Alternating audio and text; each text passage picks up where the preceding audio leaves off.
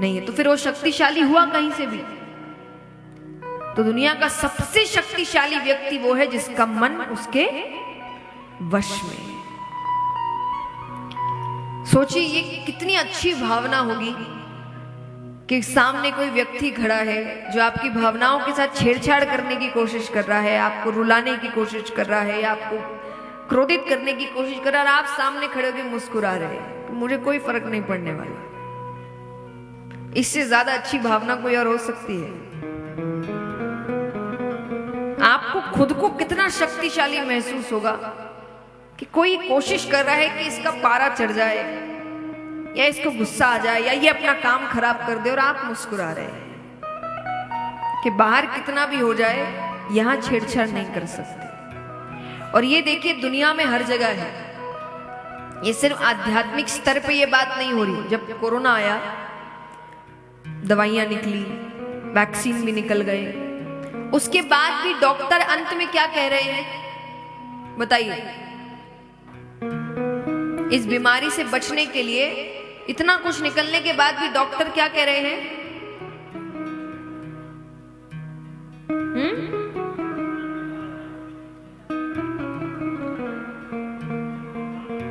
बताओ बताओ। हाँ, इम्यूनिटी बोल रहे हैं। इम्यूनिटी क्या है? अंदरूनी ताकत, कि अंदर से जो व्यक्ति स्वस्थ है उसका कोई कुछ नहीं बिगाड़ सकता। तो ऐसे कई लोग हैं जो इस पूरे कोरोना में उनको इस बीमारी ने नहीं सताया, एक बार भी नहीं हुई। क्यों? क्योंकि वो अंदर से बहुत शक्तिशाली, इम्यूनिटी पावर जिसको डॉक्टर कह रहे हैं कि अगर वो आपका ठीक है तो कुछ नहीं होगा। तो यानी अगर आपका इम्यूनिटी पावर स्ट्रांग है तो बाहर कितने भी वायरस आ जाए आपका कोई कुछ बिगाड़ नहीं पाएगा। तो आध्यात्मिक स्तर पर यही बात होती है कि यहां जितने शक्तिशाली हो, फिर बाहर कितने ही व्यक्ति रूपी वायरस घूम रहे हो जो चाह रहे हैं कि भाई इसका दिमाग खराब हो जाए, इसका काम खराब हो जाए, वो आपका कोई कुछ बिगाड़ नहीं पाए। वायरस हर रूप में घूम रहे हैं, चाहे बीमारी के रूप में, चाहे खुद व्यक्तियों के रूप में।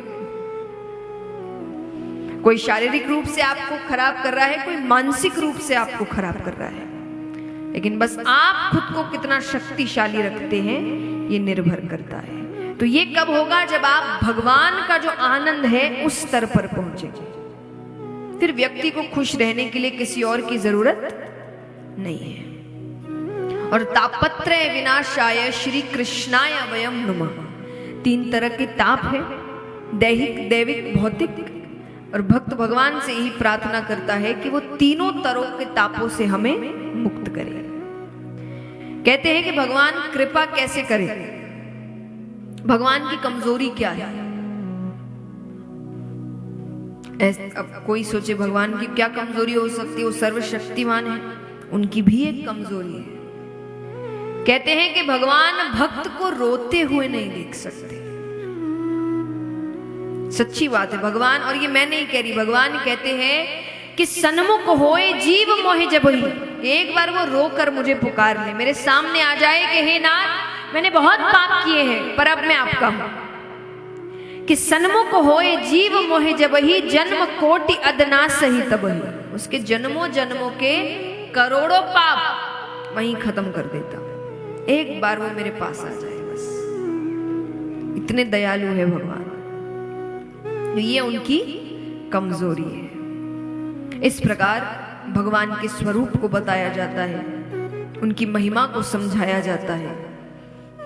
अब हम चलते हैं सुखदेव जी के अवतार की कथा की ओर। ऐसे अलग अलग शास्त्रों में अलग अलग ढंग से बताई गई है, पर दंत कथा के अनुसार एक बार ब्रह्मा जी ने एक सभा का आयोजन किया। उस सभा में देवी देवता, यक्ष, गंधर्व, किन्नर सभी आए। उस सभा में एक प्रश्न उठा कि 3 लोग 14 भुवन में सबसे कीमती वस्तु क्या है? सब अपनी अपनी राय देने लगे। कोई कहे हीरा, कोई कहे सोना, कोई कहे चांदी। वहां ऋषिगण भी बैठे थे। ऋषिगणों ने कहा ये तो बहुतों के पास मिलेगी, यहां भी होगी बहुतों के पास। सोने की वस्तु किस किस के पास है? हाथ उठाना।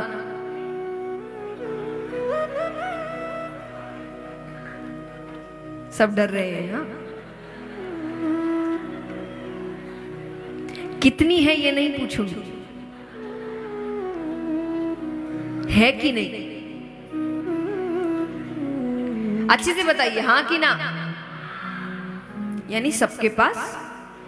तो जो सबके पास हो वो सबसे कीमती कैसे? कीमती तो किसी किसी के पास होगा,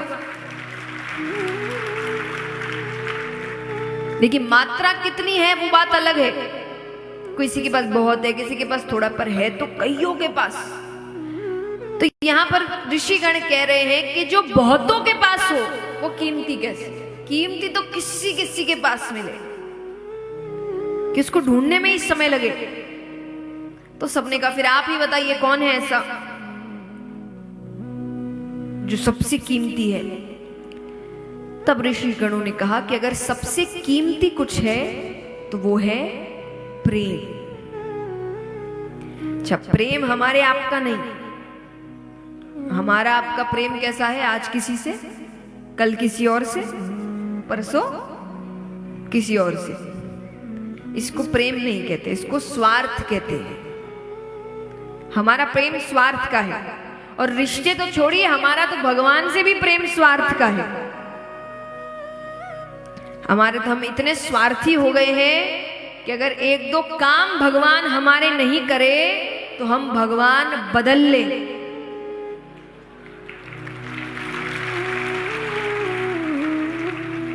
हम इतने स्वार्थी हो गए हैं। तो हमारा तो भगवान से ही अगर प्रेम इतने स्वार्थ का, तो लोगों से तो कितना स्वार्थ होगा। तो हमारा प्रेम नहीं, निस्वार्थ प्रेम, जिस प्रेम में कोई स्वार्थ ही ना हो, ये प्रेम सबसे कीमती होता है। तो सबने कहा तो किसी के पास तो होना चाहिए जिससे कोई प्रेरणा मिल सके कि ये प्रेम होता कैसा है। यहां पर भी लग सकता ना कि ऐसा प्रेम कहां मिलता है जहां कोई स्वार्थ ही ना हो। तो उन्होंने कहा कहीं तो हो। तो फिर वापस सब अपनी अपनी राय देने लगे। कोई कहे हो ना हो ब्रह्मा ब्रह्माणी के पास होगा। ऋषिगण कहते ब्रह्मा जी जो रचना के कार्य में बहुत व्यस्त है, ब्रह्माणी के लिए उनके पास समय ही नहीं है। अब वहां नारद जी भी बैठे हैं। नारद जी किसके भक्त हैं? विष्णु भगवान और लक्ष्मी माता। तो उन्होंने कहा हो ना हो मेरे प्रभु विष्णु भगवान लक्ष्मी माता के पास तो जरूर है। ऋषिगणों ने कहा वहां भी उतना प्रेम नहीं है। ऐसे कैसे नहीं है? बोले होता तो भगवान भक्तों के पीछे नहीं दौड़ते। बोले उनका प्रेम भक्तों के पीछे ज्यादा है।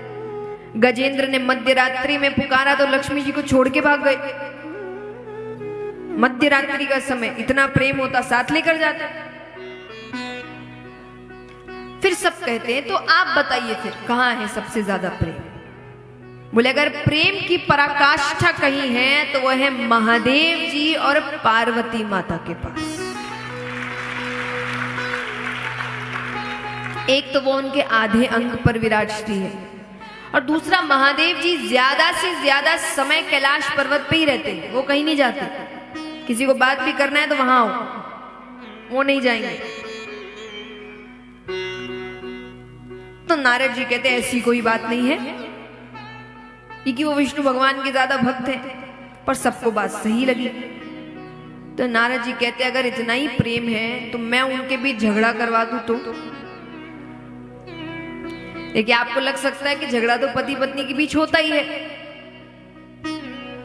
आपस में झगड़ना एक बात है, किसी तीसरे की वजह से झगड़ना एक बात है। अगर कोई तीसरा आके आपके बीच झगड़ा करवा के चला जाए मतलब आपके प्रेम में कमी है।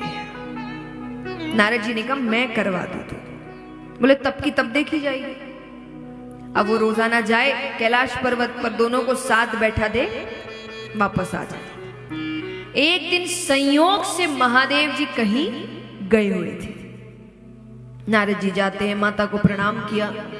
माता ने कहा कैसे आना हुआ? अरे बोले वो मुझे बाबा से बहुत जरूरी काम था, कहाँ है वो? माता कहती वो तो अभी गए हैं, बहुत जरूरी काम है तो मुझे कह दो, मैं उनके आते ही उनसे कह दूं। बोले थोड़ी व्यक्तिगत बात थी। व्यक्तिगत माने पर्सनल।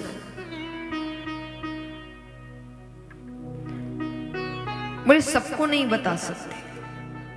माता ने कहा आपके बाबा और मेरे बीच कोई व्यक्तिगत बातें नहीं रहती, वो सब मुझे बताते हैं। बोले मैं नहीं मानता। पुरुष कोई ना कोई बात तो स्त्री से छुपाता ही है। अब यहां जितने भी शादीशुदा पुरुष बैठे हैं सबकी घर जाके क्लास लगने वाली है।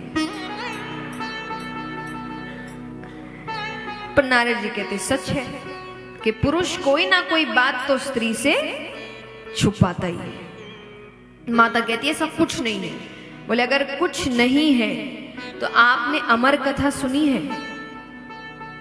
माता कहती ये कौन सी कथा है? अरे भले बहुत गोपनीय कथा है, बाबा हर किसी को नहीं सुनाते, सबसे ज्यादा जिससे प्रेम करते हैं सिर्फ उसे ही सुनाते। माता ने कहा इसका मतलब मुझसे प्रेम ही नहीं करते? बोले वो मैं क्या जानूं। अच्छा मैं चलता हूं, बाबा से मत कहना मैं आया था। नारद जी ने तो अपना काम कर दिया। अब माता बार बार ये सोच रही है जब मुझे इतनी कथाएं सुनाई तो ये क्यों नहीं सुनाई, इसमें ऐसी कौन सी बात है। अब रोज की तरह महादेव जी आते हैं, पर रोज की तरह कोई स्वागत नहीं, कोई आवभगत नहीं, कोई दरवाजे पर लेने नहीं गया। ठीक है अंदर आने के बाद भी कोई बात नहीं हो रही। कहते जब पति पत्नी के बीच बात नहीं होती ना तो बातें बच्चों के माध्यम से चलती है। या तो बच्चे बात इधर उधर ले जाते हैं और या फिर बच्चों के लिए ही बात होती है। तो महादेव जी ने भी बच्चों की बात शुरू करते हुए पूछा, कह रहे गणेश कार्तिक कहाँ हैं? माता कहती गए होंगे कहीं, दिन भर अपने पास रखो। देखिए मैं हमेशा पुरुषों से मैंने ये सुना है कि पुरुष कहते हैं कि हमें पता ही नहीं चलता कि वो कब नाराज है, क्योंकि वो साफ साफ नहीं कहते, जो सच है नहीं कहते। हमें कैसे पता चले नाराज है? ऐसे पता चले जब आपके सीधे सीधे प्रश्नों के उल्टे उत्तर आ रहे हैं, मैंने कुछ गलती हुई है क्या? प्रश्न तो बड़े सीधे पूछ रहे हैं लेकिन उत्तर तो मतलब कोई गलती हुई है। महादेव जी ने बहुत सीधा सा प्रश्न किया था पर उत्तर उल्टा आया। फिर शांति, फिर कोई बात नहीं हो रही। फिर महादेव जी ने थोड़ा प्रेम जताया, उन्होंने कहा कि आपकी तबीयत तो ठीक है? माता ने कहा हाँ बिल्कुल ठीक है। बस यही गलती पुरुष कर देते हैं कि जब वो कह दे ठीक है तो मान लेते हैं ठीक है। उन्होंने कहा अरे अगर ठीक है तो सुबह से भांग नहीं मिली। अब ये सुनते ही तो कहीं का गुस्सा कहीं उतर रहा है। माता कहती है क्या?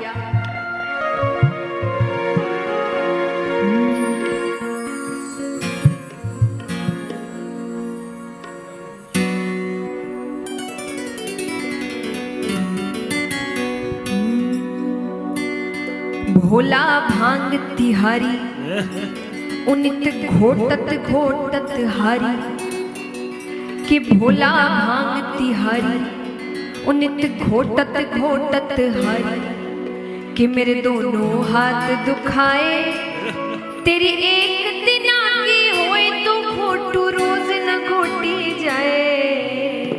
भोला भांग तिहारी।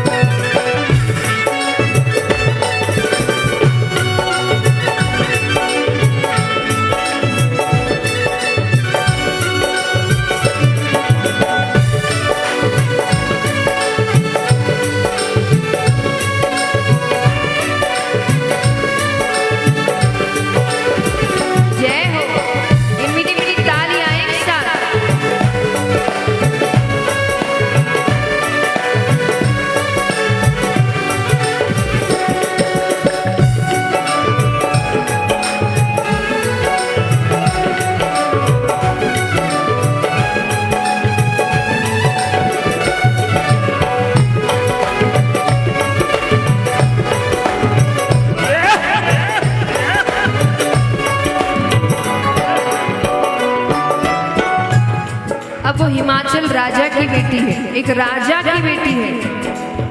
तो वो कह रही है मैं इतने नाजों से मुझे पाला गया है, मैंने काम नहीं किया अपने पिता के घर पर, और यहाँ जब से आई हूँ केवल भांग घोट रही हूँ। तो माता क्या कहती है, नाजुक तन को नाज से पाला कैसे सहूं कसाले, नाजुक तन को नाज से पाला कैसे सहूं कसाले, अरे नाजुक तन को नाज से पाला कैसे सहूं कसाले, नाजुक तन को नाज से पाला कैसे सहूं कसाले, भांग तुम्हारी घोटत घोटत हाथ में पड़ गए छाले, हाँ छाले, हाँ छाले, तेरी रोज रोज की, तेरी रोज रोज की अकड़ रे भोला हमसे सही न जाए, तेरी रोज रोज की अकड़ रे भोला हमसे सही न जाए, तेरी एक दिना की होए तो घोटू रोज न घोटी जाए, भोला भांग तिहारी ओ नित्य घोटत घोटत हारी, भोला भांग तिहारी ओ नित्य घोटत घोटत हारी।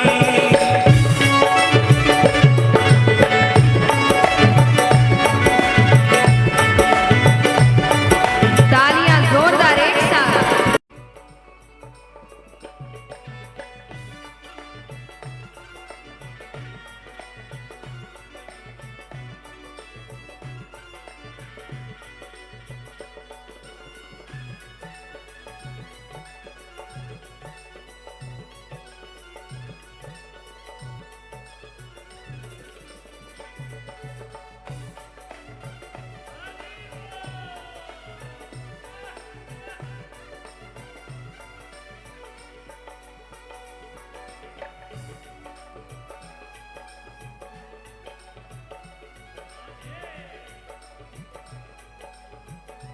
तालियां जोरदार एक साथ।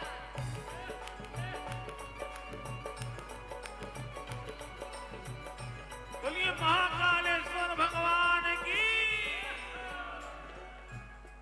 अब भोले बाबा यहाँ समझा रहे हैं कि जो भांग है वो साधारण मनोरंजन के लिए नहीं लेते, इस भांग की महिमा क्या है।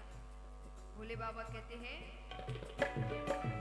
भांग नहीं भगवती है ये शिव घट में बसने वाली, भंग नहीं भगवती है ये शिव घट में बसने वाली, अरे भांग नहीं भगवती है ये शिव घट में बसने वाली, भंग नहीं भगवती है ये शिव घट में बसने वाली, दुष्ट दलन का वध करने को बनी है ये महाकाली, महाकाली महाकाली। किसको पीकर, किसको पीकर ऋषि मुनि भी शिव का ध्यान लगाए, इसको पीकर ऋषि मुनि भी शिव का ध्यान लगाए, तेरी एक दिना की होए तो घोटू रोज न घोटी जाए, भोला भांग तिहारी नित घोटत घोटत हारी, भोला भांग तिहारी नित घोटत घोटत हारी, मेरे दोनों हाथ दुखाए, तेरी एक दिना की होए तो घोटू रोज न घोटी जाए, भोला भांग तिहारी नित घोटत घोटत हारी, भोला भांग तिहारी नित घोटत घोटत हारी, भोला भांग तिहारी नित घोटत घोटत हारी। भोला भांग तिहारी। बोलिए देवों के देव महादेव की।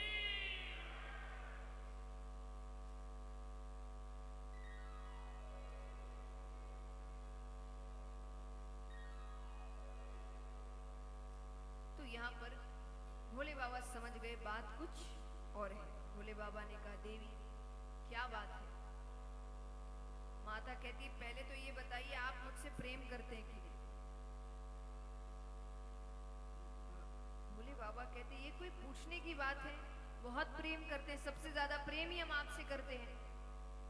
तो बोले फिर ये अमर कथा क्या है।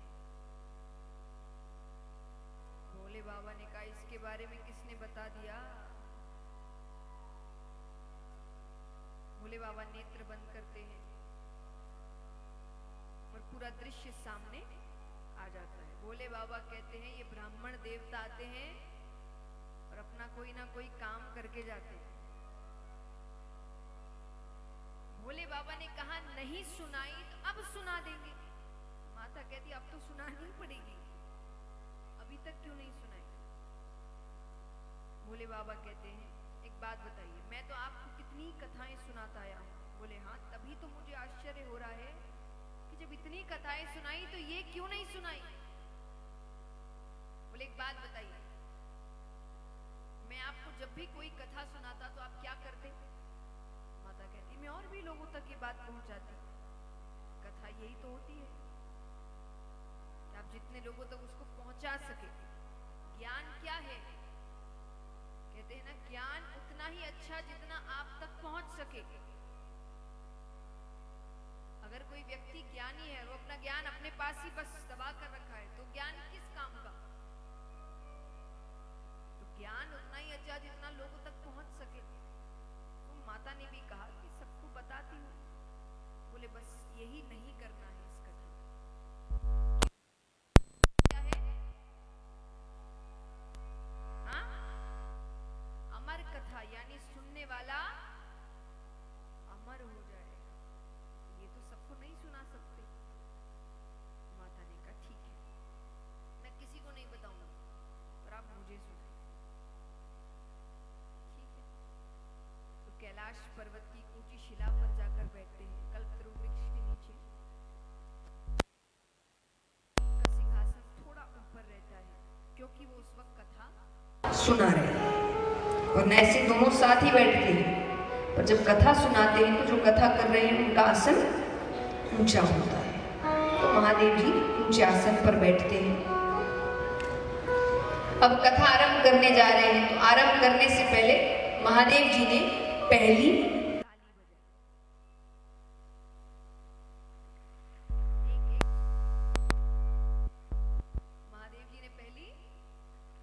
ताली बजाई।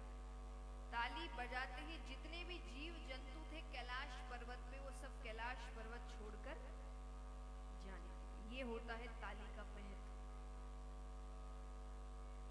देखिए, ताली बहुत जरूरी होती है सत्संग में, खास करके। ऐसे शारीरिक तौर से तो सबको पता ही है ताली अच्छी है स्वास्थ्य के लिए, आपके लिए, पर सत्संग में ताली बजाने को इतना क्यों कहा जाता है?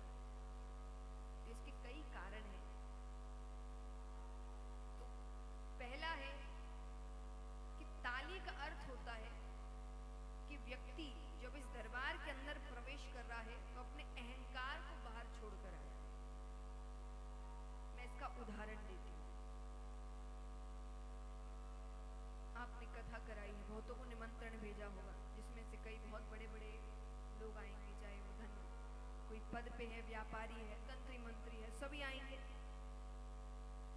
हम लोग कई कथाओं में जाते हैं जहाँ सभी लोग आते हैं, तो कई है जो आके बैठ जाते हैं।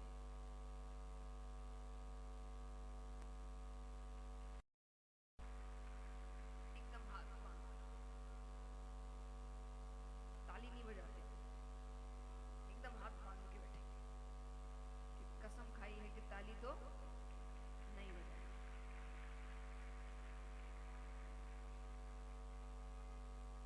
इसी व्यक्ति को अपने घर में अपने पोता पोती के सामने उसको हंसाने के लिए जोर जोर से ताली बजाने में शर्म नहीं आती, लेकिन कथा या कीर्तन में आके ताली बजाने में बड़ी।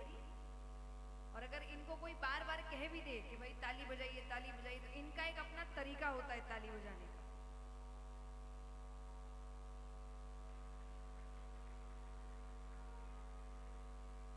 इससे अच्छा तो ना बजाओ। अब इसका अर्थ क्या है कि वो यहां भी ये सोच रहा है कि मैं कौन हूं। जो व्यक्ति ताली इस दरबार के अंदर नहीं बजाता, यानी उसके अंदर यहां भी, बाहर तो एक इंसान में अहंकार होता ही है, मैंने किया, मेरा ये, मेरा वो, जबकि आपका कुछ ही नहीं। हम कहते ना मेरा पैसा, ये मेरा ही है जो व्यक्ति को दुखी करता है, याद रखना। वरना एक बात बताइए, आपको पता चले कि आपके घर से 1 लाख रुपए चोरी हो गए हैं, कितने? आप क्या हाल होगा? बताइए, कैसा लगेगा आपको? बुरा लगेगा, दुखी हो जाएंगे, कई तो रोने भी लग जाएंगे। अब पता चला पड़ोस वाले के 10 लाख चोरी हो गए।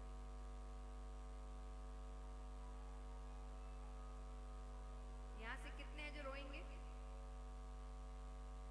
कोई नहीं रोएगा, पर पैसा तो वो भी है और आपसे ज्यादा है। तो यानी दुख क्या लेकर आ रहा है? मेरा पैसा। क्योंकि पैसा किसी को नहीं बोलता कि मैं आपका, वो तो आपके पास भी वैसा, बगल वाले के पास भी वैसा, दुकानदार के पास भी वैसा, और किसी ने फेंक दिया तो भी वैसा।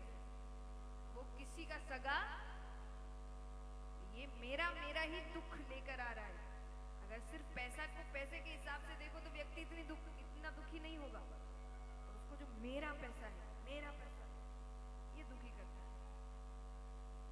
ये जो अहंकार तो व्यक्ति में है ही, लेकिन जो यहाँ इस जगह आकर भी अहंकार में है, वो व्यक्ति ताली नहीं बजा। अगर यहाँ कोई ताली नहीं बजा रहा, वो समझ लेना उसके अंदर यहाँ भी अहंकार उसका जा नहीं।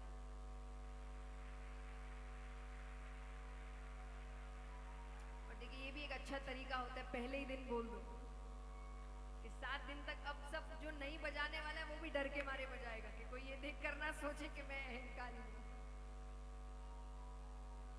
पर ये सच्ची बात है। तो ये पहला है कि ताली अहंकार को दूर करता है। दूसरा है आलस्य, कि कथा क्या है? कथाएं कभी कभी लंबी चलती है, यानी बहुत देर तक बातें बातें बातें बातें, ज्ञान की बातें। व्यक्ति बैठा है, सिर्फ सुन रहा है, तो धीरे धीरे धीरे एक दो झपकी लगी जाती है। तो इसीलिए जब बीच में भजन आते हैं तो कहा जाता है कि इतने अच्छे से ताली बजाइए कि आपके शरीर में ऊर्जा पैदा हो। तो वो उस आलस को आपसे, जब आप कथा सुन रहे हैं तो वो आलस को दूर रखती है। इसलिए हर कुछ समय में भजन आते, ताकि आप उस भजन के दौरान आप खूब ताली बजाइए, तो वो आलस आपसे दूर होता है। तीसरा है, कई बार हमारे आसपास ऐसे जीव जंतु बैठ जाते हैं जो खुद तो कथा सुनते नहीं, दूसरे को भी सुनने नहीं देते।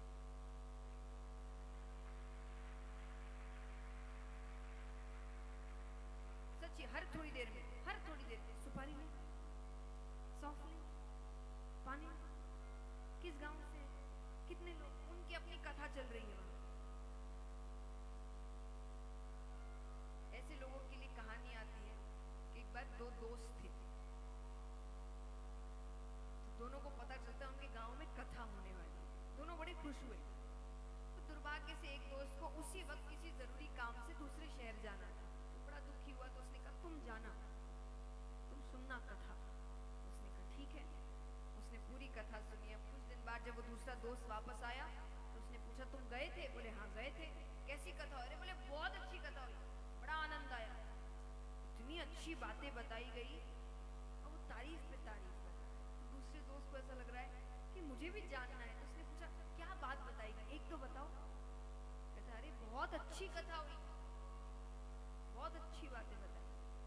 मैंने कहा, क्या बात बताई गई? अरे बोले, बोला तो बहुत अच्छी बात बताई गई। बोले क्या बात? बोले वो याद नहीं, पर कथा बहुत अच्छी हुई। यानी कथा के बीच वो उनकी कभी इधर बात हो रही है, कभी उधर बात हो रही है, अंत में बाहर निकल के बोलेंगे बड़ी अच्छी कथा हुई। सुना क्या? याद नहीं,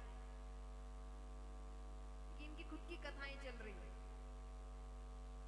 इसीलिए अब ये कब होगा? जब आप भी शांत बैठे हैं, इधर उधर देख रहे हैं, जब आप कथा में लीन हो गए, आप खूब ताली बजा रहे हैं, भक्ति में लीन है, तो वो आपको छेड़ेंगे, वो अपने जैसा कोई ढूंढेंगे।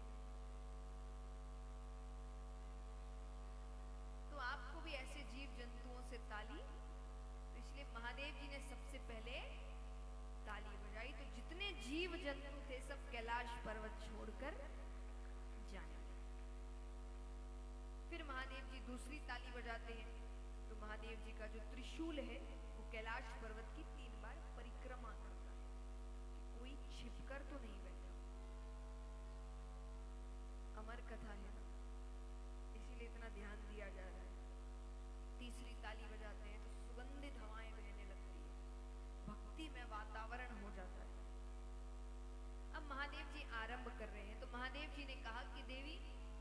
इस कथा में निद्रा रानी भक्त की परीक्षा लेने आती है।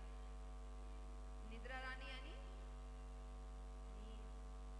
आप ध्यान से सुनिएगा, क्योंकि अगर थोड़ा भी ध्यान इधर उधर हुआ तो वो अपनी गोद में ले लेगी। माता ने कहा ठीक है। फिर भी महादेव जी कहते हैं कि कई बार मैं ही कथा सुनाते सुनाते लीन हो जाता हूँ, यानी वो नेत्र बंद करके कथा सुनाने लगते हैं। बोले मैं देख नहीं पाऊंगा आप जग रहे हैं कि नहीं, तो एक काम करिएगा, आप हर थोड़ी देर में स्वामी स्वामी स्वामी कहते रहिए। मेरे कान में आवाज जाएगी तो मुझे पक्का हो जाएगा कि आप जग रहे हैं। माता ने कहा ठीक है। ये महिलाएं ज्यादा जानती होंगी, जो व्रत इत्यादि करते हैं ना तो कहानी सुनाते हैं, तो सामने जो सुन रहा होता है वो बार बार महादेव जी ने शुरू किया है। तो कथा सुनाना आरंभ करते हैं। कुछ देर बाद महादेव जी ने नेत्र बंद कर दिए। माता ने भी कुछ देर तो कथा सुनी, कुछ देर बाद वो भी नींद में। अब यहां पर जब कथा आरंभ हुई थी, उसी पेड़ के ऊपर एक सूवे का अंडा पड़ा था। सूवा यानी तोता, उसी वक्त फूटता है, तो उसमें से एक शूक बालक निकलता है, वो भी बैठकर कथा सुन रहा है। अब माता तो सो गई, पर महादेव जी कथा सुनाए जा रहे, चुप नहीं हो रहे। क्यों नहीं चुप हो रहे? क्योंकि तोते का ये स्वभाव होता है कि वो कोई शब्द बार बार सुन ले तो उसे दोहराने लगता है। अब माता सो गई, वो शूक बालक कह रहा है स्वामी स्वामी स्वामी। और ये भक्ति की चरम सीमा है कि महादेव जी को उस तोते की आवाज माता की आवाज लग रही है, तो वो चुप नहीं हो रहे, वो कथा सुनाए जा रहे हैं। अंत में वो नेत्र खोलते हैं कि देवी आपने क्या समझा? देवी तो नींद में। और जगाते हैं। माता ने कहा मुझसे गलती हो, आप फिर से कहिए, मैं अब नहीं सोऊंगी। महादेव जी ने कहा वो तो ठीक है, पर अगर आप सो रही थी तो इतनी देर से स्वामी कौन कह रहा था? इधर उधर देखते हैं, नजरें ऊपर जाती है, वो शुभ बालक दिखता है। अब महादेव जी को लग रहा है इसने चोरी से सुनी है, ये कोई मायावी है कि हमने इतनी कोशिश की पर ये हाथ नहीं आया, तो इसने चोरी से कथा सुनी। तब आगे आगे शुक बालक, पीछे पीछे हाथ में त्रिशूल लेकर महादेव जी। अब वो सब देवी देवताओं के पास चला गया, पर कोई भी मदद करने को तैयार, क्योंकि महादेव जी से कौन बैर लेवे। कहते हैं कि जब दैत्यों से संकट आए तो देवताओं के पास जाओ, कि जब दैत्यों से संकट आए तो देवताओं के पास जाओ, पर जब देवता से ही संकट हो किसके पास जाओ? ब्राह्मण देवता के पास जाओ।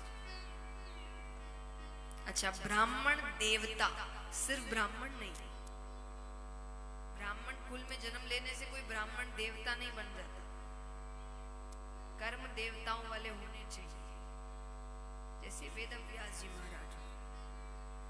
तो इसीलिए ब्राह्मण देवता, तो वो पृथ्वी पर आते हैं शुभ बालक, और वेद व्यास जी के घर के अंदर प्रवेश करते हैं।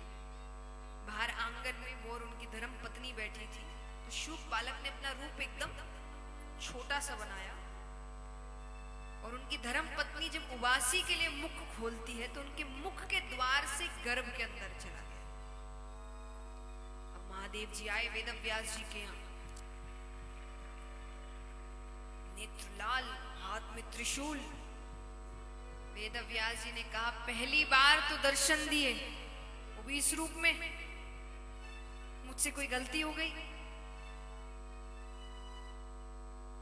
महादेव जी कहते हैं कि मेरे यहां से चोर चोरी करके आपके यहां आया है।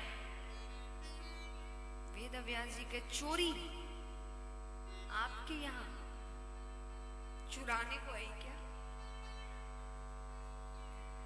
महादेव जी कहते क्या मतलब? अरे बोले मेरा मतलब आप तो बिना मांगे ही दे देते हैं, और आपके पास तो कुछ आप रखते भी नहीं ऐसा जो कोई चुरा सके। अब खाने की वस्तु चुराई हो उसके लिए इतना क्रोध। भोले बाबा कहते हैं उसने मेरी अमर कथा चोरी से सुनी है, मैं उसे मृत्यु दंड देकर रहूंगा। वेद व्यास जी ने कहा सही नाम है आपका, भोले भंडारी। महादेव जी कहते क्यों?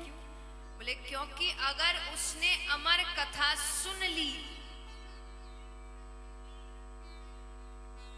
तो अमर हो गया।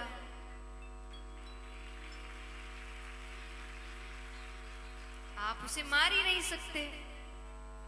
अब मान लीजिए आपने मार भी दिया, आप सर्वशक्तिमान है, महाकाल है, आपकी अमर कथा झूठी हो गई। इसीलिए कहते हैं क्रोध नहीं करना चाहिए। क्रोध में सोचने समझने की शक्ति चली जाती है। पर कई बार लोग कहते हैं कि भाई क्रोध तो आ ही जाता है, कोई उपाय बताइए। तो एक उपाय बताती हूँ, बहुत अच्छा उपाय है अगर करो तो, लेकिन जैसा कह रही हूं वैसे ही करना पड़ेगा। तो जब भी क्रोध आए, क्रोध कब आता है? जब कोई व्यक्ति आपके सामने खड़ा है जो आपसे कुछ ऐसी बातें कर रहा है जो आपको अच्छा नहीं लग रहा है ना, तभी क्रोध आता है। तो तब राधे नाम का उच्चारण करना। किस नाम का? राधे राधे राधे राधे, जोर से। इससे दो चीजें होंगी, पहला तो आपका क्रोध शांत होगा, दूसरा जो क्रोध दिला रहा है उसको क्रोध आ जाएगा। एक बार करके दिखाओ, कैसे करोगे? मान लीजिए कोई आपके सामने आपको गुस्सा दिला रहा है, क्या करोगे?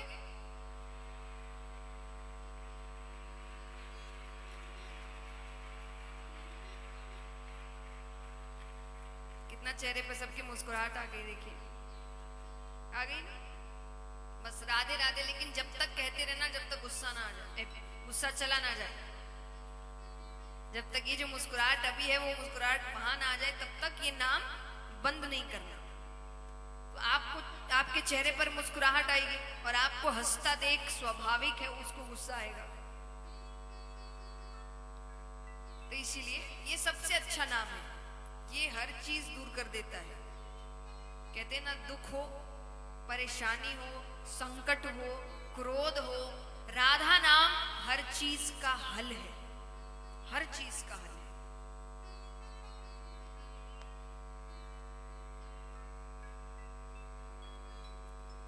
तो ये एक ऐसा नाम है जो हर चीज का हल है। आइए, अब जब नाम आ ही गया है तो थोड़ा नाम जप कर भी लेते हैं।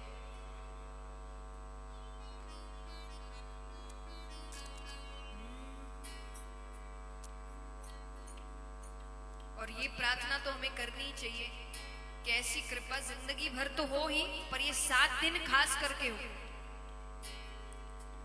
किशोरी कुछ ऐसा इंतजाम हो जाए, कि किशोरी कुछ ऐसा इंतजाम हो जाए। कैसा? ओ सुबह पे राधा राधा राधा नाम हो जाए, कि सुबह पे राधा राधा राधा नाम हो जाए।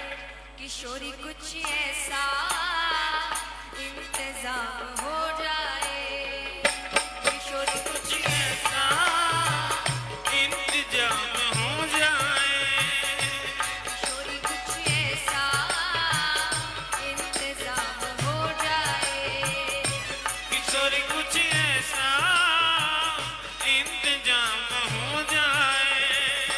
ओ सुबह पे राधा राधा राधा नाम हो जाए, युवा पे राधा राधा राधा नाम हो जाए। किशोरी कुछ ऐसा इंतजाम हो जाए। किशोरी कुछ ऐसा इंतजाम हो जाए। तालियां जोरदार।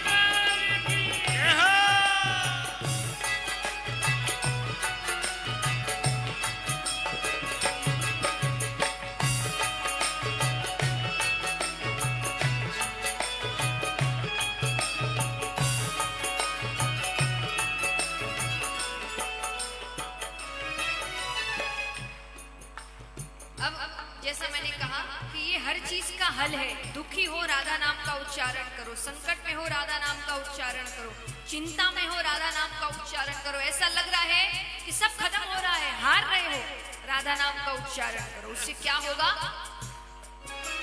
जब गिरते हुए मैंने तेरा नाम लिया है, ओ जब गिरते हुए मैंने तेरा नाम लिया है, ओ जब गिरते हुए मैंने तेरा नाम लिया है, ओ जब गिरते हुए मैंने तेरा नाम लिया है, जब गिरते हुए मैंने तेरा नाम लिया है, जब गिरते हुए मैंने तेरा नाम लिया है, तो गिरने न दिया तूने मुझे थाम लिया है, तो गिरने न दिया तूने मुझे थाम लिया है।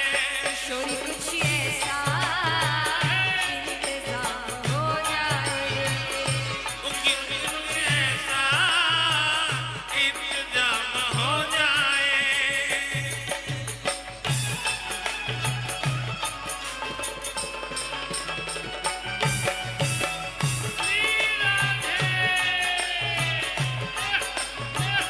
बोलिए राधे रानी सरकार की।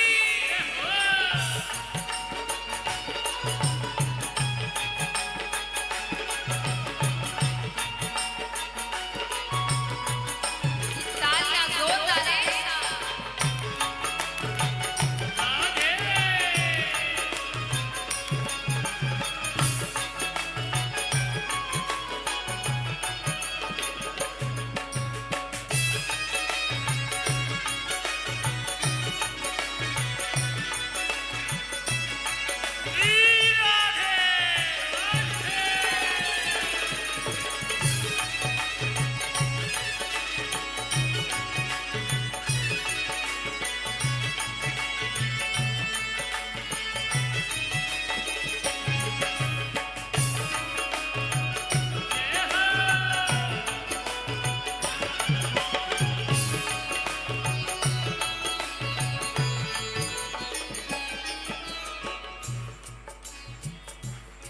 और कहते हैं कि बस इनका नाम लेने की देर है, फिर कृपा अपने आप होने लगती है। तो भक्त कहता है क्या?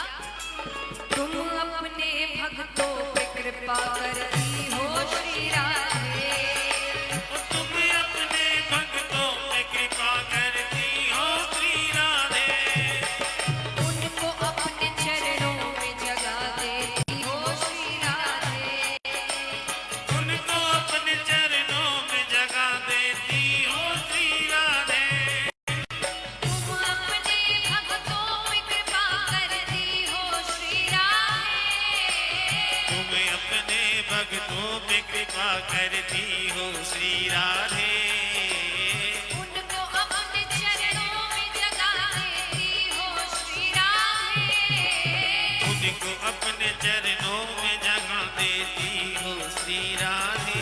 ओ तुम्हारे चरणों में मेरा नाम हो जाए, तुम्हारे चरणों में मेरा मुकाम हो जाए। किशोरी कुछ ऐसा इंतजाम हो जाए, किशोरी कुछ ऐसा इंतजाम हो जाए। ओ सुबह मेरा राधा राधा नाम हो जाए, सुबह पे राधा राधा राधा नाम हो जाए। किशोरी कुछ ऐसा इंतजाम हो जाए, किशोरी कुछ ऐसा इंतजाम हो जाए। जय राधे राधे श्री राधे, जय राधे राधे श्री राधे। ओ जय राधे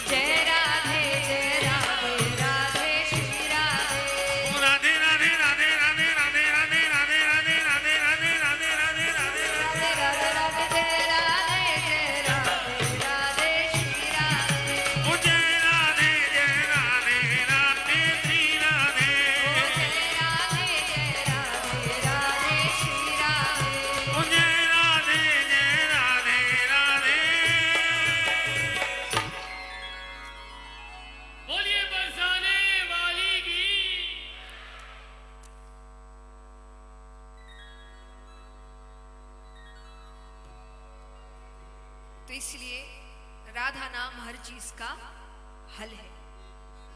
तो करके देखिए, 7 दिन में आपको कोई क्रोध दिलाने की कोशिश करे तो फिर फीडबैक दीजिए मुझे, बात सही है कि नहीं।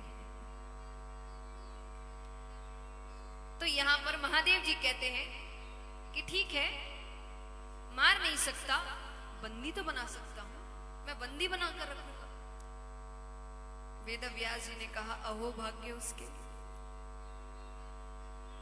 यहां वर्षों तपस्या करो तभी किसी किसी को आपकी एक झलक मिलती है। यहां तो उसने पता नहीं कितने पुण्य किए हैं कि वो जन्म लेते ही आपकी छत्र छाया में रहेगा। महादेव जी कहते हैं अब आप जो भी कहिए। तो एक संतान को जन्म लेने में कितना समय लगता है? 9 महीने। महादेव जी ने कहा मैंने थोड़ा समय आपको दिया आपके बच्चे के साथ, मैं 1 वर्ष की समाधि लेकर यहीं बैठता हूं। 1 वर्ष बाद में बच्चे को लेकर चला जाऊं। अब देखिए वो भी बच्चा तो कोई साधारण नहीं है ना, वो शुभ बालक भी गर्भ के अंदर सब सुन रहा है। तो उसने कहा समाधि ली भी तो इतनी कंजूसी से 1 वर्ष की, अरे 16 वर्ष की समाधि तो मैं लेकर बैठता हूं।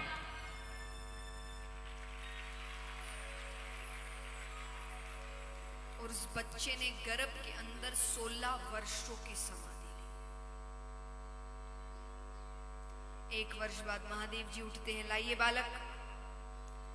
वेद व्यास जी कहे बाहर आना तो दूर, उसका आकार भी नहीं बढ़ा। मेरी पत्नी को तकलीफ हो रही है, शायद वो आपके डर से बाहर नहीं आ रहा, आप माफ कर दीजिए उसे। ऐसे संतों की बात भगवान भी सुनते हैं। महादेव जी ने कहा ठीक है, आपके कहने पर मैं उसे क्षमा करता हूं। चले गए, लेकिन फिर भी वो बच्चा बाहर 15.5 वर्षों तक वो गर्भ के अंदर रहा। भगवान को नीचे आना पड़ा उसको बाहर लाने के लिए। भगवान कह रहे हैं कि तुम बाहर आ जाओ, ये दुनिया बहुत सुंदर है। वो बच्चा कहे इसीलिए तो नहीं आना,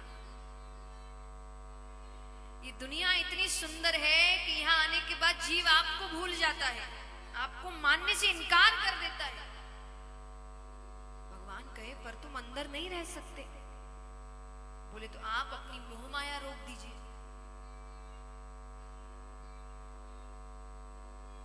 भगवान कहते वो तो नहीं रुक सकती।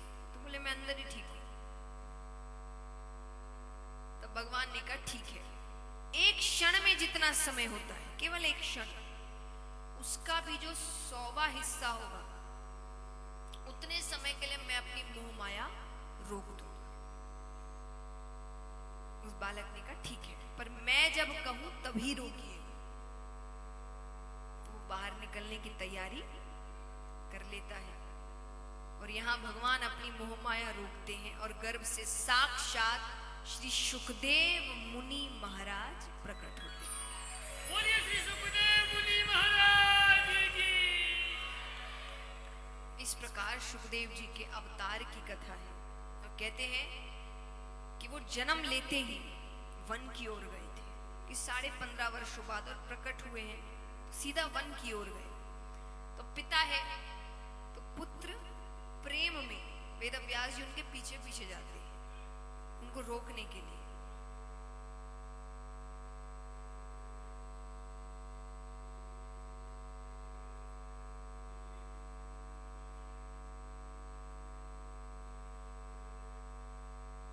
जो भी पानी वितरण कर रहे हैं उनसे अनुरोध है कि भजन के दौरान ही पानी का वितरण करें, कथा के दौरान पानी का वितरण न करें। तो यहाँ पर वो जब वन की ओर जाने लगे तो वेद व्यास जी पीछे पीछे जाते हैं। उनकी महिमा बताई गई है कि वो कोई साधारण व्यक्ति नहीं थे। तो जब वो जा रहे हैं तो वेद व्यास जी जंगल में क्या देखा कि जितने भी पेड़ हैं, जितनी भी शाखाएं हैं, जितनी भी पत्तियां हैं, उन सब में उन्होंने सुखदेव मुनि महाराज के दर्शन। ऐसे वैरागी हुए हैं, सबसे बड़े वैरागी माने गए हैं सुखदेव जी, सबसे बड़े वैरागी माने गए हैं कि और वो सबको एक ही दृष्टि से देखते थे। एक प्रसंग आता है कि वो जब ये जंगल की ओर जा रहे हैं तो वो एक तालाब के पास से गुजरे, वहां कुछ महिलाएं स्नान कर रही थी। सुखदेव जी सामने से गए, उनको कोई फर्क नहीं पड़ा। फिर वेदव्यास जी पीछे पीछे वेदव्यास जी गए तो वो सब कपड़ा ठीक करने लग गए। तो वेदव्यास जी को ये चीज अटपटी लगी, तो उन्होंने कहा कि मेरा बेटा 16 वर्ष का है, यानी जवानी में प्रवेश कर रहा है, उसको देखकर तुमको चिंता नहीं हुई? मुझे देखकर, जो मैं तुम्हारे पिता से भी बड़ी उम्र का हूं, तुमको चिंता महसूस हुई? तब उन्होंने बड़ी सुंदर बात कही कि कौन पुरुष है, कौन स्त्री है, कौन जवान है, कौन बूढ़ा है, ये आपकी हमारी नजरों में है। वो जो व्यक्ति गया उसकी नजर में ये सब नहीं है कि कौन जवान है, कौन बूढ़ा है, कोई पुरुष है, कोई महिला है, कोई ऐसा है, कोई वैसा है। वो सबको एक ही दृष्टि से देखते हैं कि सब भगवान के बनाए हुए जीव हैं, बाकी और कोई भाव उनके अंदर नहीं है। इसीलिए उनको देखकर हमको चिंता नहीं हुई कि वो हमको इस नजर से ही नहीं देख रहे। वो तो बस उनके लिए हर कोई ऐसा है कि ये भगवान के बनाए जीव है, बस इतनी ही सोच है। बाकी सारी सोचें जैसे जैसे आप माया में पड़ते जाते हैं ना, वैसे वैसे बनती है। वरना बाकी तो अगर सही दृष्टि से देखा जाए तो हम सब भगवान के बनाए जीव हैं। वरना एक बात बताइए, अगर भगवान कोई भेदभाव रखते तो भगवान उनकी बनाई हर चीज में भी भेदभाव रखते। पर क्या प्रकृति पुरुष महिला में भेदभाव रखती है? बताइए कि हवा किसी को ज्यादा मिल रही है, किसी को कम, ऐसा है? सूरज की किरणें किसी को ज्यादा मिल रही है, किसी को कम, ऐसा है? समुद्र है, नदी है, तालाब है, ये किसी के लिए ज्यादा है, किसी के लिए कम, ऐसा है? नहीं है ना। तो भगवान ने कोई भेदभाव, जन्म हर व्यक्ति एक जैसा ही लेता है, ऐसा थोड़ी कोई अलग तरीके से पैदा होता है, कोई अलग तरीके से, कोई बहुत बड़ा पैदा होगा, कोई छोटा, ऐसा है? सब बच्चे एक जैसे पैदा होते हैं। मृत्यु सबकी एक जैसी होती है? ऐसा अलग अलग है क्या कि महिला के लिए कोई और रीति रिवाज है, पुरुष के लिए कोई और रीति रिवाज है मृत्यु के समय, है क्या? तो भगवान ने कोई भेदभाव किया? बाकी सारे भेदभाव किसने किए? यहां आने के बाद हमने किए कि वो ऐसे, वो वैसे, ये करेंगे, वो करेंगे। भगवान ने सबको एक बनाया और सबको एक ही चीज प्रदान करी। प्रकृति कोई भेदभाव नहीं करती। जब प्रकृति दंड भी देती है तो वो भेदभाव करती है? जब कोविड का समय आया, ये प्रकृति का तो दंड था, हमने प्रकृति को बहुत नष्ट किया। जब प्रकृति की बारी आई तो उसने कैसा रूप धारण किया? कोई भेदभाव हुआ कि इसको बीमारी होगी, उसको नहीं हुआ? क्या बताइए? तो भगवान प्रकृति कोई भेदभाव नहीं करते। जितने भी भेदभाव बनाए गए हैं वो हमारे हैं। तो उन्होंने यही कहा कि इनकी दृष्टि में कोई भेदभाव नहीं है, ये सारी हमारी आपकी दृष्टि में। यानी वो इतने बड़े वैरागी माने गए हैं, तो सबको एक ही दृष्टि से देखते हैं। तो ऐसे सुखदेव जी को हम प्रणाम करते हैं कि हमें भी ऐसे गुरु मिले। क्योंकि सुखदेव जी ने राजा परीक्षित को 7 दिनों में भगवान से मिला दिया। कितने दिनों में? सिर्फ 7। कल से हम सुखदेव जी के मुख से कथा सुनेंगे। उन्होंने राजा परीक्षित को यही कथा सुनाई थी जो आप सब सुन रहे हैं, और 7 दिनों में उनका मिलन भगवान से हुआ था। तो ऐसे गुरु मिल जाए, गुरु भी बहुत महत्व रखते हैं ना, गुरु अच्छे मिलने चाहिए। देखिए पहले का समय कुछ और था, पहले गुरु को परखने की जरूरत नहीं पड़ती थी, और आज भी देखिए, अगर सही गुरु मिल जाए तो कोई परखने की जरूरत नहीं है। मैं बस एक बात कहती हूं, जब लोग कहे कि कैसे पहचाने कि सच्चे गुरु कौन है, सिर्फ एक चीज का ध्यान रखना, ये एक चीज आपको अच्छे से बता देंगे कि ये गुरु आपके लिए सही है कि नहीं। कौन सी चीज? कि लोग गुरु क्यों बनाते हैं, बताइए, बताओ आप गुरु क्यों बनाते हैं? भगवत प्राप्ति के लिए। किसके लिए? भगवत प्राप्ति, ये सबसे मेन उद्देश्य होता है। बाकी फिर जीवन सुधारने के लिए, सद्मार्ग पे ले जाने के लिए, ज्ञान देने के लिए, लेकिन सबसे बड़ा उद्देश्य क्या है? भगवत प्राप्ति।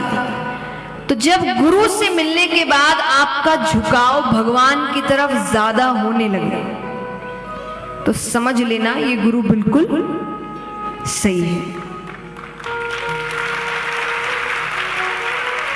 लेकिन जिस गुरु से मिलने के बाद आपका झुकाव भगवान की जगह गुरु की तरफ बढ़ता जा रहा है, मतलब ये सही कि गुरु का काम आपको भगवान से मिलाना है, खुद से मिलाना नहीं। कई बार मैंने लोगों को देखा, मैं इसीलिए कह रही हूं कि जब वो गुरु बनाते हैं उनके घर में भगवान की तस्वीरें छोटी होने लगती है, गुरु की तस्वीर बड़ी होने लगती है। भगवान का नाम जब कब होने लगता है? गुरु का नाम जब शुरू हो जाता है। तो जब आपका झुकाव भगवान की बजाय गुरु की तरफ बढ़े, मतलब गलत रास्ते पर, क्योंकि गुरु का काम है कि आपका झुकाव भगवान की ओर और बढ़ता जाए। ये याद रखिए, भगवान को भगवान रहने दे, इंसान को इंसान रहने दे। इंसानों को भगवान मत बनाइए, वरना फिर आप इतिहास उठाकर देख लीजिए, जब जब व्यक्ति ने इंसान को भगवान बनाया है तब तब गलत हुआ है। फिर आप भले ही 10 दोष लगा सकते हैं कि वो व्यक्ति गलत था, उसने ऐसा किया, गलत आपने किया, आपने इस पद पर बैठा दिया। अब है तो इंसान, एक इंसान को अगर भगवान के पद पर बैठा दोगे तो उसकी बुद्धि कैसे भ्रष्ट नहीं होगी? साधारण सी बात है। आप कितने बड़े पद पर बैठा रहे हो, भगवान बना दिया आपने। भगवान तो एक ही है, वो बैठा है।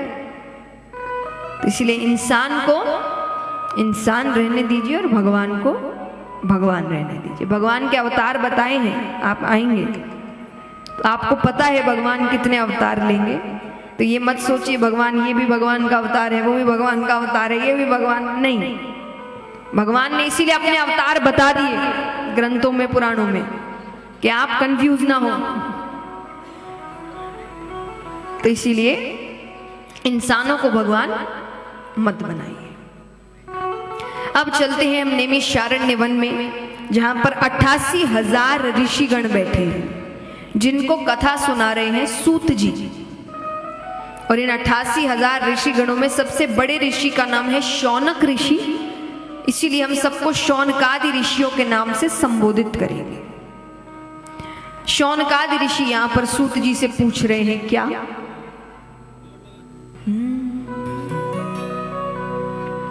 अज्ञान ध्वंत विदवंशा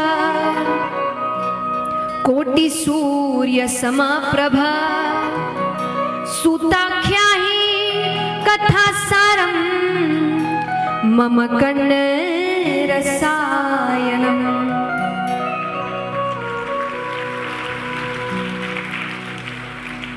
शौनकादि ऋषि कहते हैं कि हम बड़े अज्ञानी हैं, पर आप में एक नहीं, दो नहीं, करोड़ों सूर्यों के समान ज्ञान रूपी प्रकाश है। हमें बताइए कलयुग के जीव का कल्याण कैसे होगा? सूत जी कहते हैं, काल व्याल मुख ग्रास त्रास निर्नाश हेतवे श्रीमद् भागवतम शास्त्रम कलो किरेन भाषितम।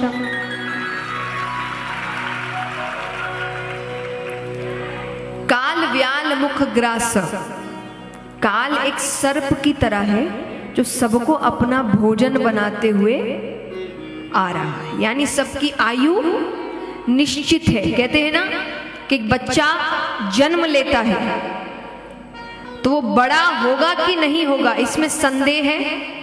बताओ, संदेह माने डाउट है कि नहीं? हाँ कि ना? हाँ कौन कौन बोल रहा है? हाथ उठाना। अच्छा, ये इतने समझदार बच्चे हैं, देखिए स्टूडेंट क्लास के, इतने से हाथ उठा रहे हैं कि दिखे ना, अगर गलत हुआ तो तुरंत नीचे भी कर लेंगे। अच्छे से पहले बताइए, संदेह है तो ये है कौन कौन बोल रहा है? हाथ उठाओ, ऐसे लंबे हाथ। अच्छा, और ना कौन कौन बोल रहा है? हाथ उठाओ कि संदेह नहीं है। और जो किसी में हाथ नहीं उठाए वो?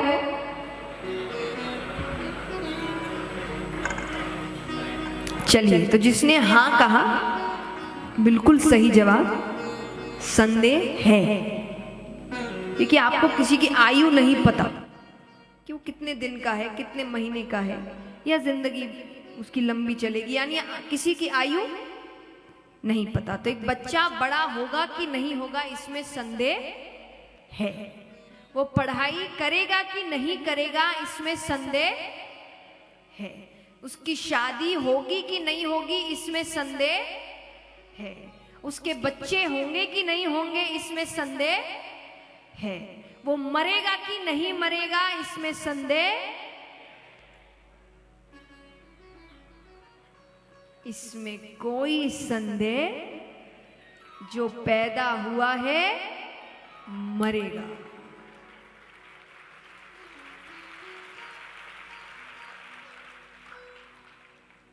कई बार लोग बस इस है को भूल जाते हैं।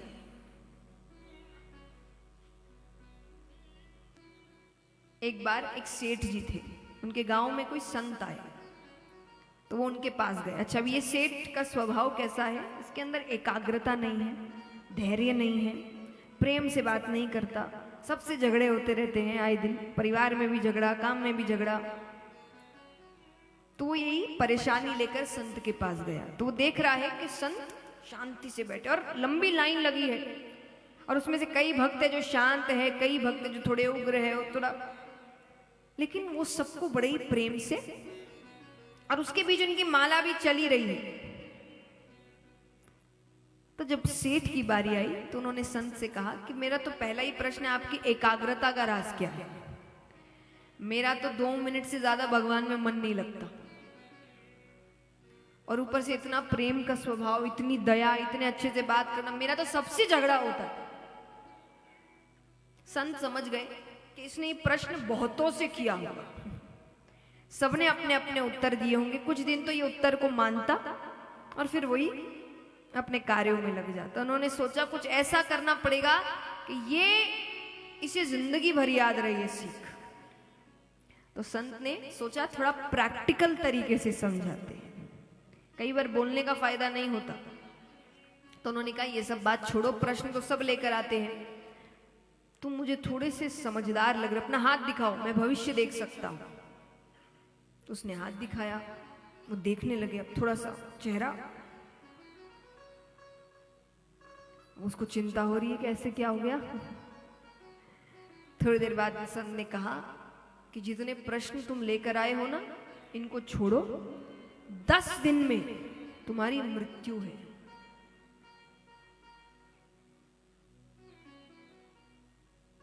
चला गया 10, 11, 12, 13, 14, 15 दिन हो गए, कुछ नहीं हुआ उसको। 15 दिन बाद वो वापस आया। वो आके अब जोर से चिल्ला रहा है, वो कहे आपने कहा था 10 दिन में मृत्यु है, 15 दिन हो गए मुझे कुछ नहीं हुआ, आप मुझे डराने का काम कर रहे हैं। संत ने कहा तुमने 10 दिन में क्या किया ये बताओ। बोले मैं तो ऐसा भगवान में लगा हूं,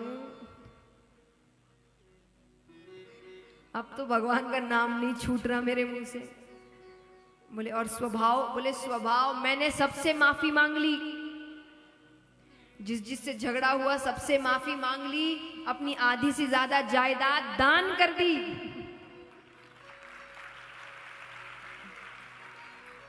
संत कहे इसी के लिए तो तुम मेरे पास आए थे कि तुम ये सब नहीं कर पा रहे थे, अब कैसे कर दी? अरे बोले जिसकी मृत्यु उसके सामने खड़ी हो वो कैसे ना करे ये सब?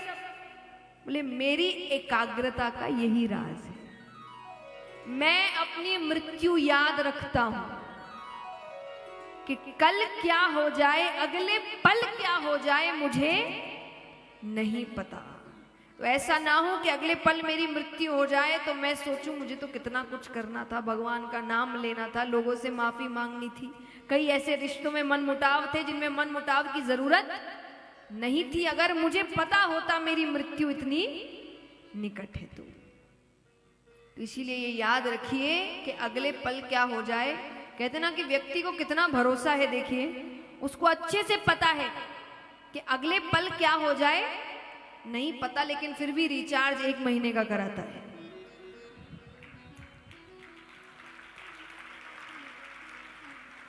कितना भरोसा है जिंदगी पर। तो इसीलिए कि आयु निश्चित है, पर इस छोटी सी आयु में अगर कोई आपका कल्याण कर सकता है तो वो है श्रीमद् भागवत कथा। इसमें दी गई सीख, इसमें बताई गई बातें आपका कल्याण कर सकती है। अब यहां पर शौनकादि ऋषि पूछते हैं कि प्रभु ये कथा सबसे पहले पृथ्वी पर किसने किससे कही? सूत जी बताते ये कथा सबसे पहले सनकादि ऋषियों ने नारद जी से कही। क्यों कही? नारद जी ने पृथ्वी की बड़ी प्रशंसा सुन रखी थी। राजा हरिश्चंद्र, सती सावित्री, तो वो परिक्रमा करने आते हैं, करते करते वो हरिद्वार तक पहुंचते हैं। हरिद्वार में उनका मिलना सनकादि ऋषियों से होता है। सनकादि ऋषि कौन है? ब्रह्मा जी के 4 मानस पुत्र, सनक, सनंदन, सनत कुमार, सनातन। इन 4 हमेशा एक साथ ही होते हैं, इसलिए उनको एक साथ सनकादि ऋषि कहते हैं। उनसे मिलना हुआ तो देख रहे हैं कि नारद जी के चेहरे पर चिंता के भाव है, उदास है बहुत। तो उन्होंने कारण पूछा। नारद जी ने कहा मैंने पृथ्वी की बड़ी प्रशंसा सुन रखी थी, पर मैंने तो उल्टा ही दृश्य देखा। यहाँ तो घर घर कलह हो रहे हैं, भाई भाई से लड़ रहा है, माँ बाप को घर से बाहर निकाल दिया जा रहा है, लड़की ना गर्भ के अंदर सुरक्षित है ना गर्भ के बाहर सुरक्षित है। व्यक्ति धन के पीछे ऐसे दौड़ रहा है कि सही गलत का फर्क भूल गया है। ये देखते देखते मैं वृंदावन की ओर गया तो वहां पर यमुना नदी के तट पर एक देवी स्वरूपा बैठी है जो बहुत रो रही है। उसके पास नीचे 2 वृद्ध पुरुष हैं, अचेतन अवस्था में अंतिम सांसें ले रहे हैं। सनकादि ऋषियों ने कहा वो कौन थी? आपने पूछा नहीं? बोले मैंने पूछा। तो उसने कहा मेरा नाम भक्ति है। क्या है मेरा नाम?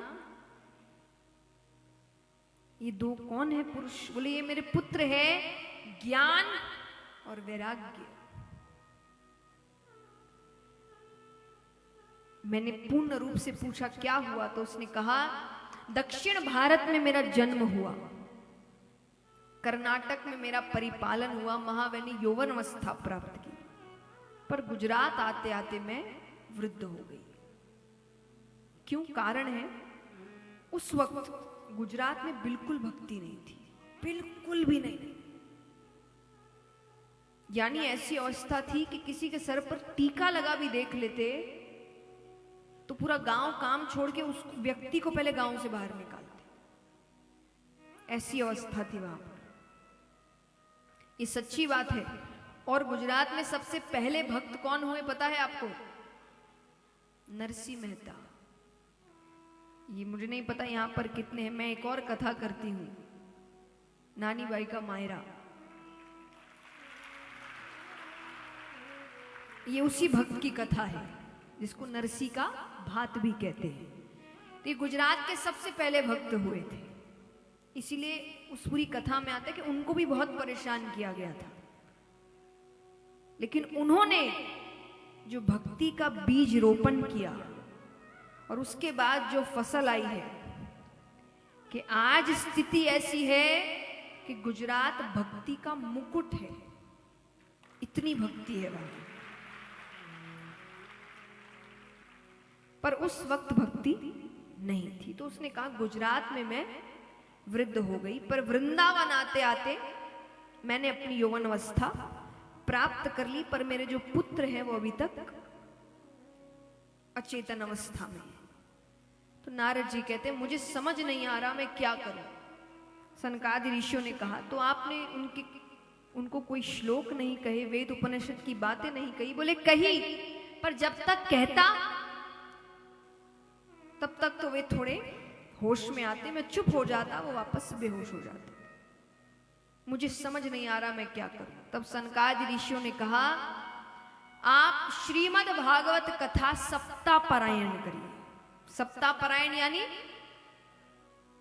7 दिन की कथा। महीना पारायण भी होता है, 1 महीने की कथा, यानी कथाएं इतनी हैं कि आप 1 महीना भी ये कथा कर सकते हैं, इतनी कथाएं हैं।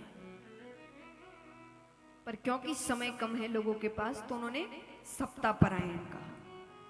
सप्ताह पारायण आरंभ होता है, पहले दिन की कथा, दूसरे दिन की कथा, तीसरा, चौथा और 7वें दिन वहां पर साक्षात परम पिता परमेश्वर भगवान विष्णु प्रकट होते हैं।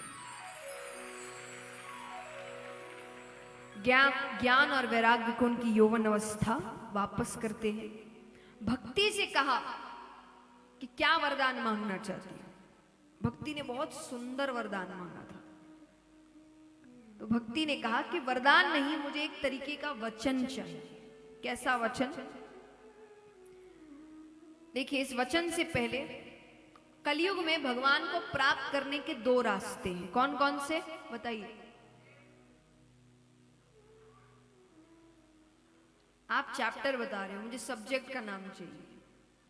प्रेम वो चैप्टर है, बताइए। 2 रास्ते हैं। क्या बोला? भक्ति एक, तो प्रेम, नाम स्मरण, संकीर्तन, ये सब इसी के अंदर आता है भक्ति। दूसरा ज्ञान, यानी वेद उपनिषद शास्त्र इनके ज्ञाता बनी है। 2 रास्ते हैं, ज्ञान और भक्ति। ज्यादा सरल कौन सा है? ज्यादा सरल कौन सा है? जोर से कहिए। ये आपको लगता है, पर भक्ति को बहुत महत्व दिया गया है, ये सोचकर कि बहुत सरल है, पर सरल नहीं है। क्योंकि भक्ति का अर्थ हमने सिर्फ भजन कीर्तन समझ लिया है। भक्ति का सही अर्थ है समर्पण, यानी ये जो मैं है ये खत्म हो जाता है, मैं कुछ हुई नहीं। देखिए, ज्ञान में कहते हैं कि ज्ञान में फिर भी अहंकार होने की संभावना होती है, क्योंकि व्यक्ति ये सोचता है कि ज्ञान मैंने अर्जित किया है। पर भक्ति में अहंकार की कोई संभावना ही नहीं है, क्योंकि भक्ति में व्यक्ति समर्पित है कि मैं कुछ हुई नहीं, जो है वही है। तो ये समर्पण आना आसान, जिस दिन ये समर्पण आ गया ना, व्यक्ति दुखी नहीं होता। मैं हमेशा एक बात कहती हूं कि अगर दुख में भी सुखी रहने लग गए, समझ लेना भक्त बन गए। भक्त ऐसा ही होता है, वो दुखी नहीं होता, क्योंकि वो जानता है मेरे जीवन में जो भी हो रहा है वो कर रहा है, और वो कभी कुछ गलत नहीं करेगा। ऐसा भक्त होता है। तो ये होना आसान, ये भावना भक्ति है, इसको समर्पण कहते हैं। लेकिन फिर भी भक्ति को इसीलिए इतना महत्व दिया गया कि आज के समय में देखिए, जब बड़ी डिग्रियां बच्चे करते हैं तो 2 तरीके की कॉलेज है। एक कॉलेज जिसमें डिग्री मिलती है, एक कॉलेज जिसे डिग्री के साथ काम भी मिलता है। तो अच्छा कॉलेज कौन सा है ज्यादा? जहां काम भी मिले। तो भक्ति ने एक वचन मांगा। भक्ति ने कहा मुझे वचन दीजिए, मेरे माध्यम से आपको जो भी बुलाएगा पुण्य करने वाला हो, महापापी हो, ज्ञानी हो, बिल्कुल अज्ञानी हो, बहुत धनवान हो, बिल्कुल गरीब हो, कोई भी हो, अगर उसने भक्ति का रास्ता चुना है, आप उसके घर जरूर जाएंगे। तो इसीलिए भक्ति को महत्व दिया गया कि ये दो कॉलेज है, डिग्री तो दोनों में मिलेगी, भक्ति का रास्ता अपनाएंगे, भक्त कहलाएंगे, ज्ञान अर्जित करेंगे, ज्ञानी कहलाएंगे, पर काम क्या है? भगवान का मिलना। तो वो यहाँ गारंटी है, क्योंकि यहाँ भगवान ने वचन दिया है, वो अपने वचन से मुकर नहीं सकते, इसीलिए भक्ति को इतना महत्व दिया गया। उसके बाद सभी नाम संकीर्तन करते हैं। आइए हम भी ऐसा ही मानते हैं कि भगवान हमारे बीच आए हैं। गोविंद बोलो, हरि गोपाल बोलो,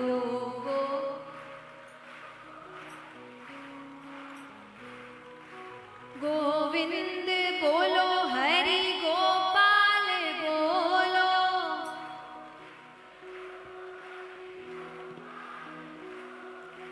राधा रमण हरि गोविंद बोलो। आइए तालियों के साथ, गोविंद बोलो, हरि गोपाल बोलो,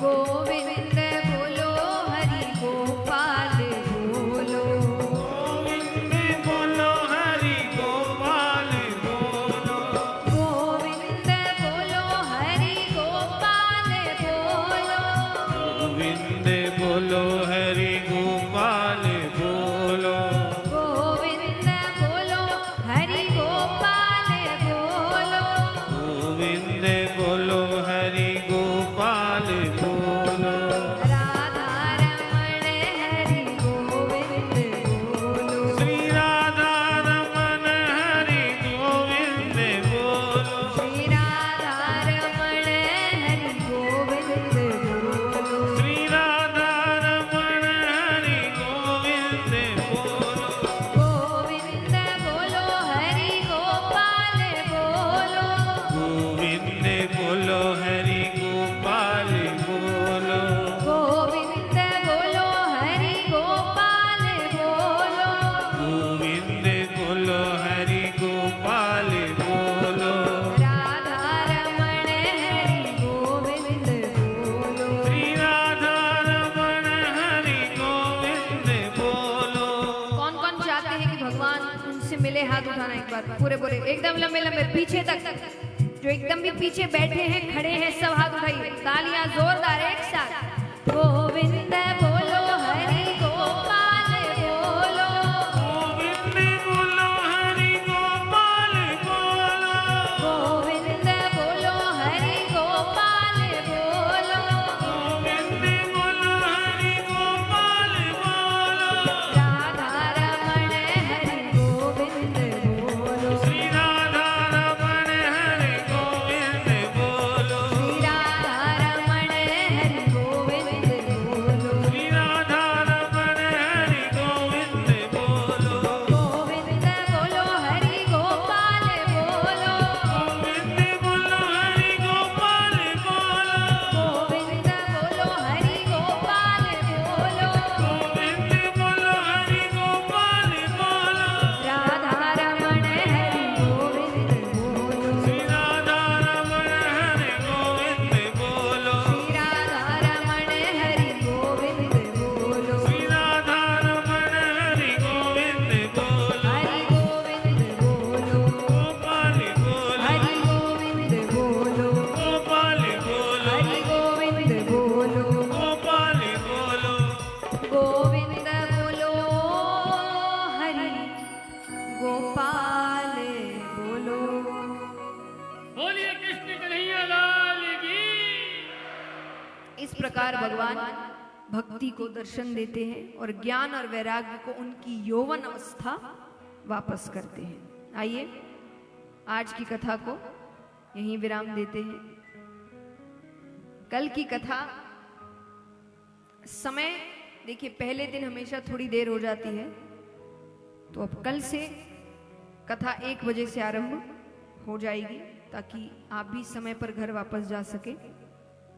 और कल से जैसा मैंने कहा उत्सव शुरू हो रहे हैं, तो हर रोज एक उत्सव होगा। कल का उत्सव है महादेव जी और पार्वती जी का विवाह, कल भगवान की शादी है,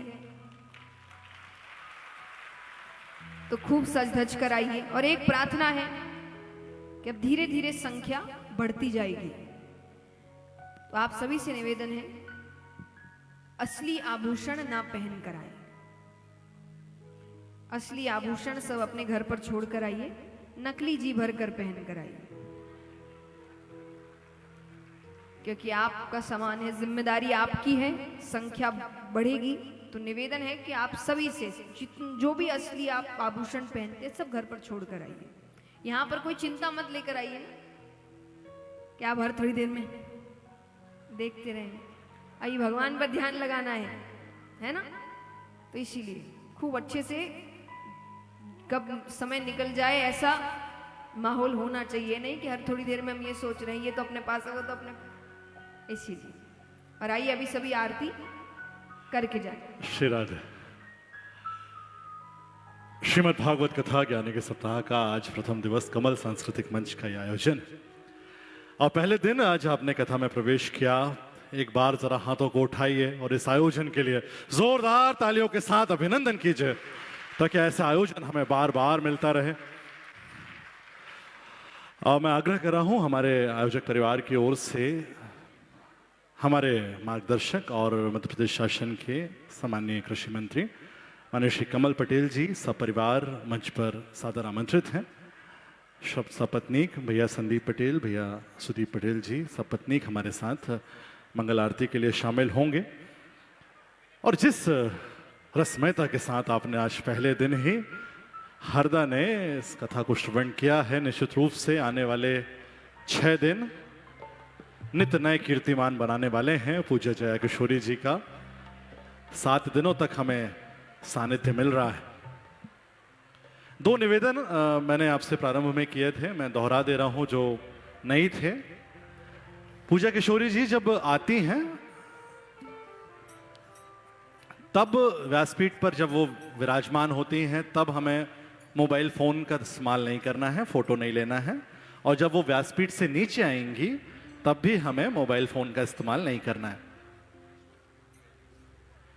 मैं यशवंत पटेल जीजा जी से सादर आग्रह कर रहा हूं, हमारे साथ मंच पर उपस्थित हूं। दीदी आइए।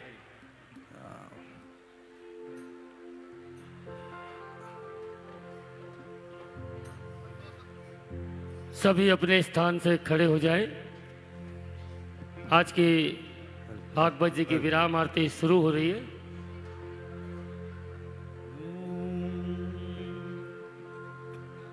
कपूर गौरम करुणावतारम संसार सारम भुजगेंद्रहारम सदा वसंतम हृदयारविंदे भवम भवानी सहितम नमामि।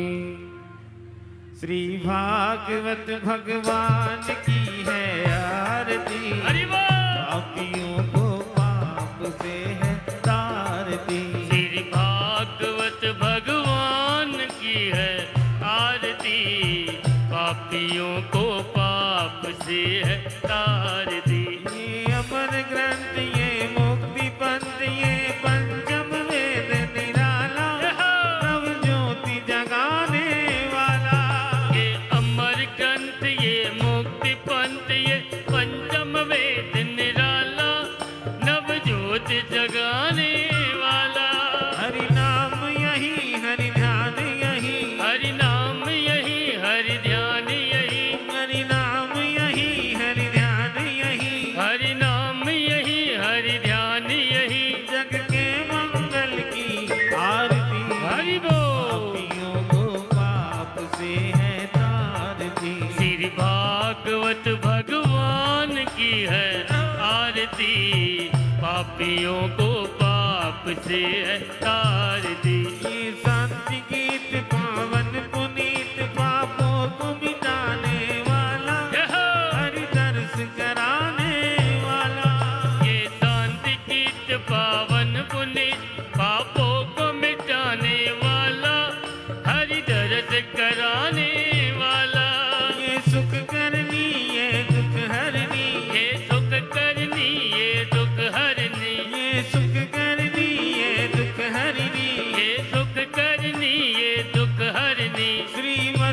मधुसूदन जी की आरती हरि बोल। पापियों को पाप से है तारती श्री भागवत भगवान की है आरती, पापियों को पाप से है तारती। ये मधुर बोल जग पंथ खोल सन्मार्ग बताने वाला बिगड़ी को बनाने वाला ये मधुर बोल जग बंद खोल सन्मार्ग बताने वाला, बिगड़ी को बनाने वाला।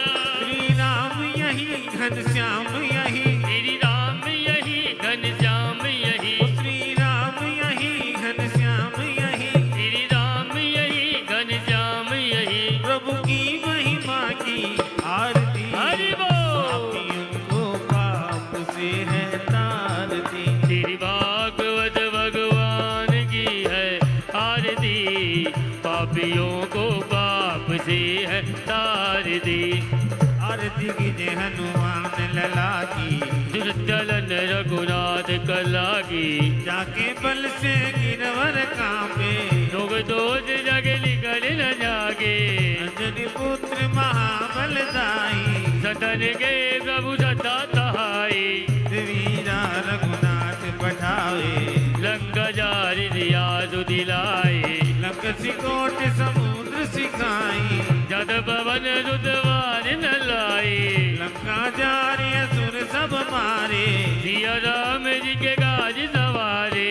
लक्ष्मण मूर्छित पड़े धरनी पर हरि संजीवन प्राण उबारे, बैठी पाताल तोरी जमकारे हरि रावण की भुजा उखाड़े। बाएं भुजा असुर दल मारे दाहिने भुजा संत जन तारे। सुनर मुनि जन आरती उतारे जय जय जय हनुमान जी उचारे। कंचन ताल कपूर लो छाई आरती करत अंजना माई, जो हनुमान जी की आरती गावे पति कुंड परम बद भावे। रंग विध्वंस किए रघुराई तुलसीदास स्वामी की रथ गाई, आरती की जय हनुमान लला की दुष्टलन रघुनाथ कला की। लाल देह लाली लसे अरधरी लाल लंगू वज्र देह दानव नमन जय जय जय कपिसु त्यो हो शांतिरंतरिक्षं शांति, पृथ्वी शांतिराप शांतिरोगदय, शांति वनस्पत शांतिर्विश्वे देवाः, शांति ब्रह्म शांति, सर्वगुण शांति, शांतिरेव शांति, सामा शांतिरेधि।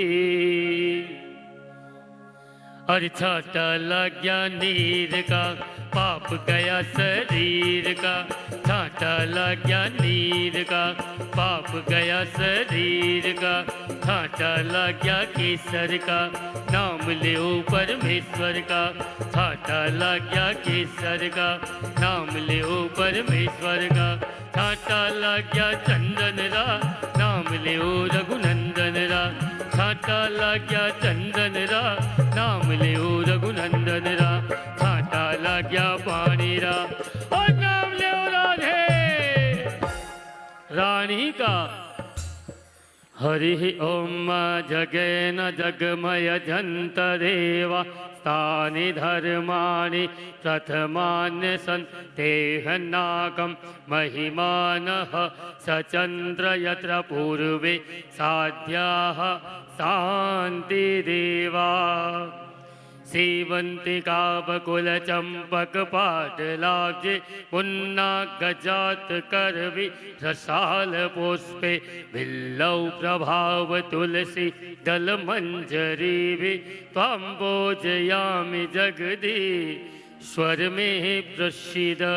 नाना सुगन्धपुष्पाणि यथा कालोद्भवानि च पुष्पाञ्जलिर्मया दन्तं गृहाणां परमेश्वर। मंत्र पुष्पांजलि समर्पयामि नमः। बोलिए कृष्ण कन्हैया लाल की, बोलिए श्रीमद् भागवत महापुराण की, बोलिए श्री वेद व्यास जी महाराज की, बोलिए श्री सुखदेव मुनि महाराज की, बोलिए आज के आनंद की।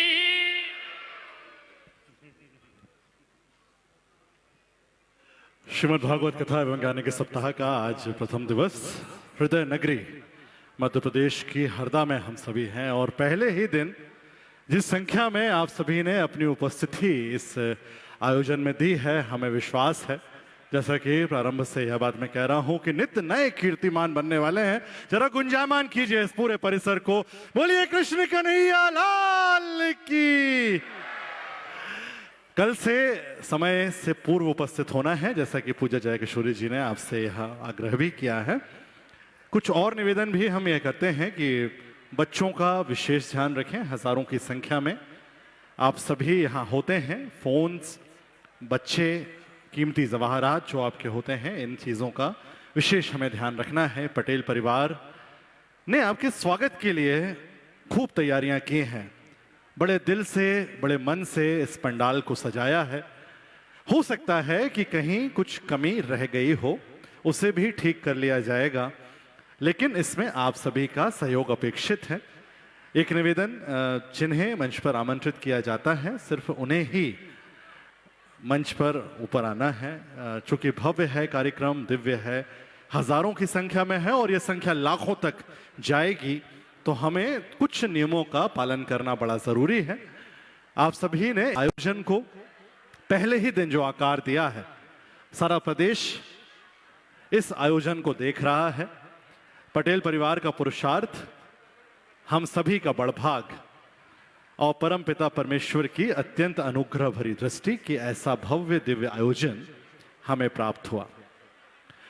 चूंकि बड़ी संख्या में आप सभी यहां पर हैं, तो आग्रह यह भी है कि आराम से निकलें। आपकी वजह से आपके किसी पड़ोसी को, आपके किसी साथी को कोई असुविधा ना हो, इस बात का विशेष ध्यान रखें। कमल सांस्कृतिक मंच का यह आयोजन है और आपकी स्वागत की सारी तैयारियां यह आयोजन समिति दिन रात एक करके कर रही है। ये पहला ही दिन है। हम धन्यवाद करना चाहते हैं हमारे समस्त